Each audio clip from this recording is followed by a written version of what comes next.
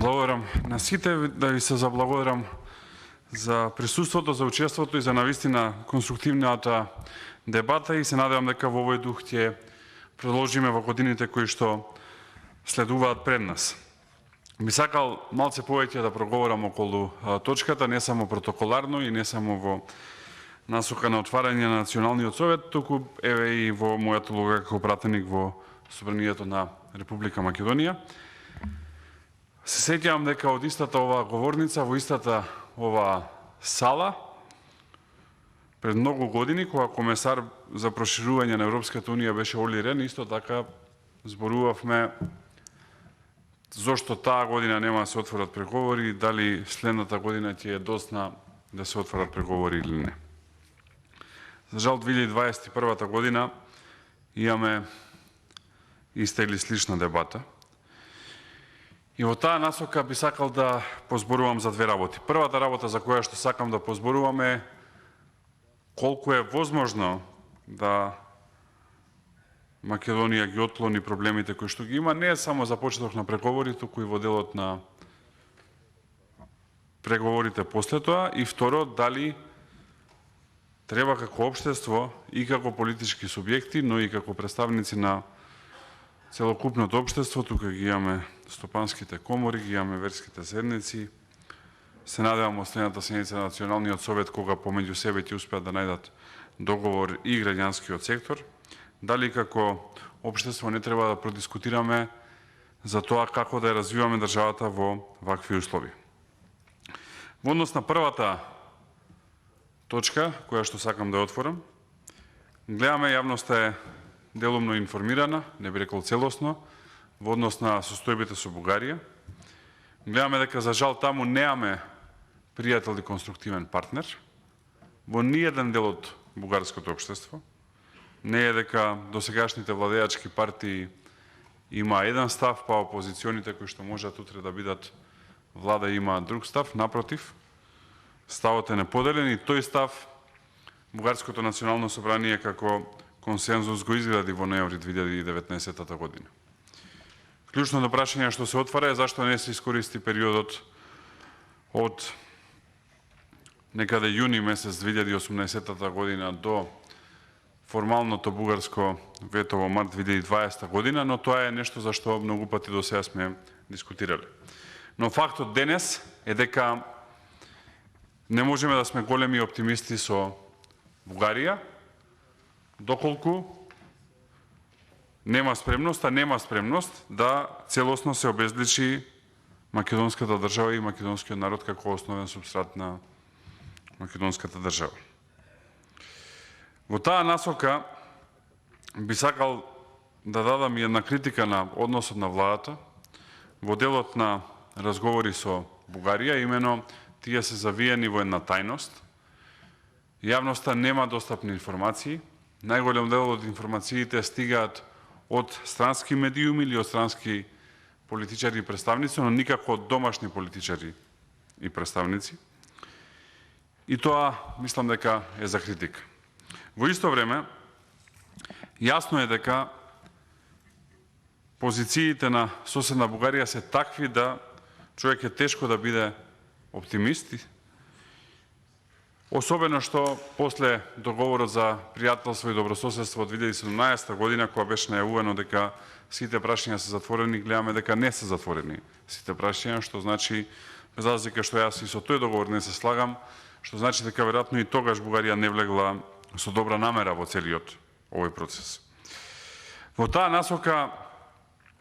мислам дека владата треба да е многу внимателна кон прифаќање на било што кое што би значило нарушување на македонските национални позиции, самобитноста на македонскиот јазик, македонската култура, македонската етничка засебност и не само историјата како историја, затоа што тоа некојаш и по-пежоративно се прикажува во јавност, туку ревизијата на историјата која што може да значи ревизија на еднината. Особено во делот на Втората светска војна, каде што мислам дека и бројни наши партнери ќе се спротивстават доколку Македонија се согласи на ревизија на историските факти од Втората светска војна, па можеме да отвориме еден поголем проблем. Например, Франција е земја членка на Европската унија, која што не верувам дека ќе се согласи со тоа дека во Бугарија имало ројалисти и комунисти кои што воделе граѓанска војна помеѓу себе. Како што нели денес сака официјалната бугарска историографија да ги представи работите. Така што тука многу внимателно мислам дека треба да се однесува владата кон овој процес на разговори со Бугарија. Втората работа, која што сакам да ја кажам, е во однос и на самиот процес на преговори. Добро е што имаме консензус за членство во Европската унија и тоа е неподелено во македонското општество и мислам дека нема потреба да го повторувам. Но исто така треба да сме свесни дека со усвојувањето на новата методологија за пристап кон Европската унија, на дело видовме дека значаен дел земји членки на Европската унија, особено дел многу моќни, имаат резерви кон процесот на проширување на Европската унија. Најдобар доказ е дека Црна Гора, која што ги отвори сите поглавја, и Србија, која што беше прилично напред во преговорите, воопшто немаат почнато да преговараат по новата методологија, иако истата ќе направи 2 години како е усвоена, што говори за состојбата во општествата во рамки на Европската унија и во нивната расположеност или нерасположеност за процесот на проширување. Мислам дека вака отворено треба да ги кажуваме работите, затоа што поминаа годините кога сите декларативно бевме за и сите декларативно се слагавме. Мислам дека граѓаните добро знаат, не се наивни, како расте македонската демократија, се и поедуцирани и политички, и мислам дека треба да фер им ги кажуваме работите, затоа што ако не ги кажуваме фер, ќе знаат дека одредени работи или скриваме или сакаме да не ги споделиме со јавноста. Во таа насока мислам дека не само како Национален совет, туку воопшто државата треба да размислува за тоа како да се развива државата додека овој процес се затвори, прво со Бугарија, ако воопшто може да се затвори, и второ во однос на скепсата на проширување на Европската унија, затоа што да не се лажеме, доколку имаше јасно расположение за почеток на преговори со Македонија, останатите земји членки ќе најдеа форма и начин да извршат притисок врз Бугарија да не го блокира почетокот на преговори на Македонија за членство во Европската унија, а всушност и после отклонувањето на пречката со Грција помина скоро година и пол, каде што Бугарија не правеше формално проблеми, но не почнуваа преговори, што дава кредибилитет на ова што го зборува. И затоа мислам дека треба да сме отворени и сериозни во пристапот. Мислам дека има 3 дела. За првиот дел владата веќе презентираше план, се надевам дека ќе се реализира. Првиот дел е во однос на владењето на правото, вториот дел е во однос на реформата на јавната администрација и безбедносните служби, ги ставам како еден сектор, и третиот дел е во однос на економската активност. Во однос на владењето на правото, реформи во јавна администрација и безбедносни служби, многу е говорено досега во ова собрание, во интерес на времето тој дел ќе го прескокнам и само ќе кажам дека тоа е клучот за сите нас, без разлика дали имаме преговори, сме членка на Европската унија или не, затоа што тоа е тоа што го очекуваат граѓаните. Но во однос на економската активност, мислам дека е нешто што покрај владењето на правото граѓаните најмногу го очекуваат, затоа што кога ќе прашате обичен човек на улица зошто сакате Македонија да е членка на Европската унија, вели затоа што сакаме да има ред, тоа е владењето на правото, и затоа што сакаме поубаво да живееме. Во таа насока мислам дека владата треба да е многу поактивна. Ќе спомнам неколку работи. Прво, сметам за грешка одбивањето да се разговара во однос на членството на Македонија во Европската економска асоциација или заедница. Тоа го кажа претседателот на државата, така прилично меко, без никаков општествен диалог и консензус, а одбивањето за мене е грешка. Од причина што, прво, не сметам дека Европската економска заедница може да е замена за членство во Европската унија, тоа да го кажам на старт, но мислам дека такви крупни одлуки се носат во консултација помеѓу клучните политички субјекти во државата и не затоа што се денеска тука и со представниците на стопанството, односно на стопанските комори, затоа што тие се тие кои што овдека треба да видат најголем бенефит. Моje лично мислење е дека доколку има таква можност, Македонија треба да ја прифати и да го почне процесот доколку е возможно на зачленување во Европската економска заедница, секако потенцирајќи дека тоа не е замена за членство во Европската унија, но подобро барем нешто да имаме и барем тој процес да се движи, додека го чекаме овој другиот процес да се заврши. Втората работа е во делот на инфраструктурата. Јас за ова говорев јавно во изминативе месец дена. За жал не видов дека беше сериозно сватено, или беше игнорирано, или од дел мои политички опоненти дури и на подсмев прифатено, но мислам дека тоа говори за состојбата во која што е македонската јавност, кога се зборува за крупни инфраструктурни проекти, изгледа толку неверојатно што истите се прифатени со подсмев, наместо сериозно да се влези да се дискутира за истите. Во таа насока сакам неколку работи ја кажам. Македонија мора да е спремна и да има спремни проекти, пред се во делот на инвестицијскиот план за Западен Балкан, кој што е огромен. 9 милиарди евра се грантови,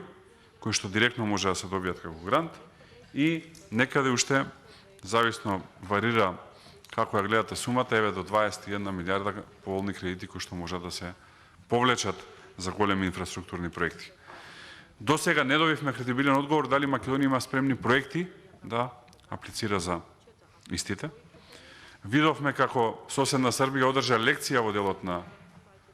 брзата пруга. Веќе градат линија која што оди северно од Белград, а за делот кој што би одел јужно од Белград Ниш кон Скопје, се спремни, имаат готови проекти и се конкурентни, затоа што успеа да добијат веќе една понуда од страна на кинески компании и кинески кредитори, отидоа во Брисел. Брисел даде подобра понуда и тоа е за поздравување. Мислам дека геостратешки во овој регион треба да влегуваат западните политички сили, а не други политички сили, но успеа во еден таков конкурентен диалог да добијат две работи. Прва добијат подобра понуда и втора добијат грант од 650 милиони евра, зашто Македонија во моментов може само да сонува. Постои и една голема опасност во овој дел, а тоа е дека Македонија ако остане во подолг временски период неспремна, кога велам подолг мислам на 2 до 3 години, не мислам на децении, брзата пруга може целосно не заобиколи, затоа што Бугарија е веќе спремна и нуди од Ниш, фигуративно кажано, пругата да оди лево кон Бугарија, по истата траса по која што се движи автопатот, и по реката Марица надолу да се спушта кон Грција и повторно да се спојува со Солун. Значи, брзата пруга од Атина до Виена ќе се случи, во делови е веќе изградена, например, Атина-Солун е изградена. Прашањето е дали ние ќе сме дел од тој проект или ќе останеме слепо црево на Балканот, и тоа е тема за која што сериозно треба да се дискутира, дури и ако не се добие датум за почеток на преговори за 2 недели, а и ако се добие датум за почеток на преговори, затоа што тоа е суштински значајно за Македонија, не само затоа што ќе влезат некаде 2,5 милиарди евра директни инвестиции во изградба на една таква пруга, туку и затоа што тоа ќе значи прво гарантирање на позицијата на Македонија заради географската местоположба и искористување на стратешката линија на Македонија во делот на искористување на Вардарско-Моравската долина, и второ, ќе значи еден силен развој на стопанството и по движењето на таа пруга, но и генерално. Во таа насока сметам дека исто така треба да се искористи моментот на значајно поголем фокус во делот на зелената агенда. Веќе еден таков самит помеѓу 40 на најразвиени држави се случи во април месец, со кој што преседаваше председателот на Соединетите американски држави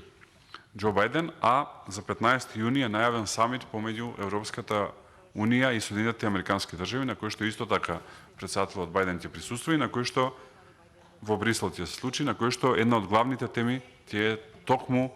овој дел на инвестиции во инфраструктура со цел да се спречат одредени други влијанија и да се развива Европа, и секако тука клучен делот во просторот во кој што ние живееме. Не гледам подготвеност нити на Министерството за транспорт и врски, нити на Министерството за економија да бидат партнери на вице-премиерот за европски прашања и на Министерството за надворешни работи, да им дадат спремни готови проекти со кои што ќе можат да отидат и да дискутираат. А за жал претседателот на владата гледам дека овие прашања и воопшто ги избегнува. Така што ова е уште една тема на која што мислам дека треба да посветиме сериозно внимание. Особено што доколку влезат вакви фондови, ќе можат буџетски средства да останат за реализација на други инфраструктурни проекти од типот на Коридорот 8, конечно довршување на автопатско решение, целосно автопатско решение кое што треба Скопје да го поврзи со Охрид-Струга и со границата со Албанија, електрификација на пругата до Кичево, изградба на нова делница од Кичево која што ќе оди до Охрид-Струга и Лин и секако довршување на пругата кон Бугарија, а вакви значајни инвестиции ќе го зголемат и бруто домашниот производ, што ќе остави простор и за одредени други задолжувања, а процентот на задолженост да не расте, а зашто да не и да паѓа доколку имаме сериозен раст на бруто домашниот производ. Сакав овие теми да ги отворам затоа што сметам дека за граѓаните е вонредно значајно да дискутираме за овие теми затоа што овие теми живо значат за граѓаните. А сето останато да го имаме како секако еден консензус за членство во Европската Унија, но исто така и со една голема внимателност за чекорите кои што може да се направат во следните денови, а кои што можат трајно да го оштетат македонското национално достоинство. Благодарам на сите.